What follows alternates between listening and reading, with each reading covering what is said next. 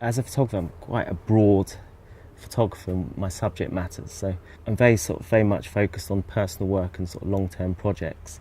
And then equally, I have a very kind of full editorial career, and then as well now I have a sort of commercial career as well. I think that's the trickiest thing for me to play, and how that works.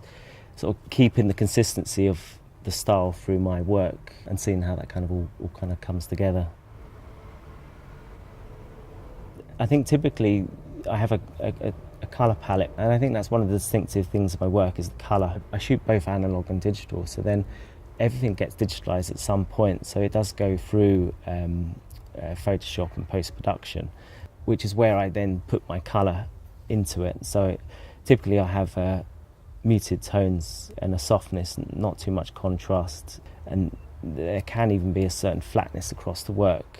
And that works really nicely because quite often I pair images together, so I might have a still life next to a portrait, which is slightly odd sitting together, but with a colour consistency across that, even if it's just a muted feel across it, it can be quite ambiguous in the way they sit together, and it makes it slightly odd to look at possibly, but that really kind of helps sort of hold it together.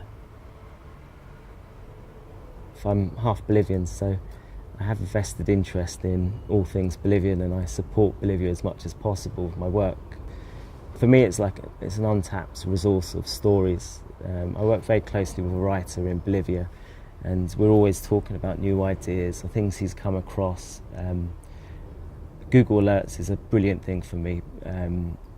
It's to do with Bolivia. At the moment, I'm fascinated by the world's oldest man they've just found in this remote village who's 123 years old, which is unproven, but they're checking his Bolivian birth certificate out at the moment. But I'm thinking, could I be there? Could I be there to photograph it? How could I tie that into one of my projects?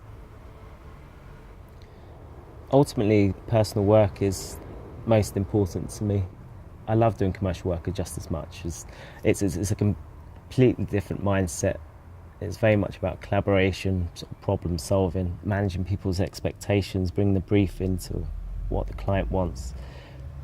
So you really can't compare them, and I like them both for very different reasons. And the personal work, it's very much the onus is on me.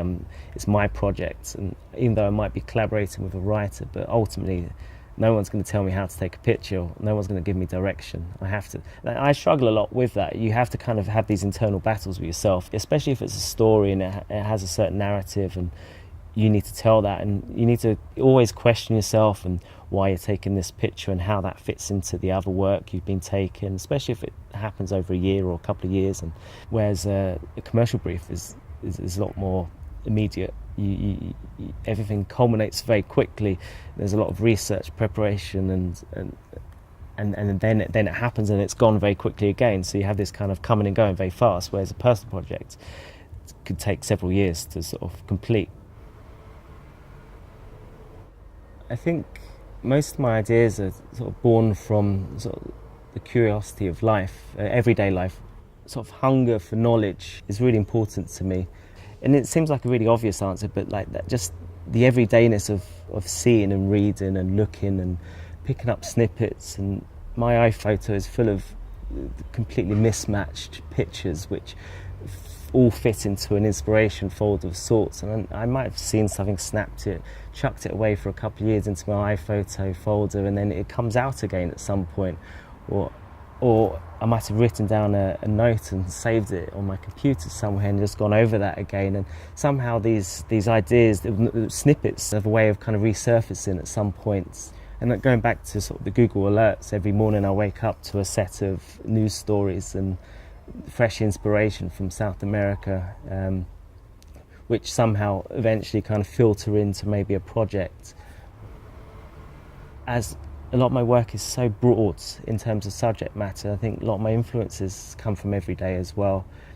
I try not to gloss too much. There's a realness to my work in terms of the content, but I try not to overlight things. I try to leave in accidents. I try not to stylize things too much, and keep the oddities of life in, and just accidents and the way things work like that.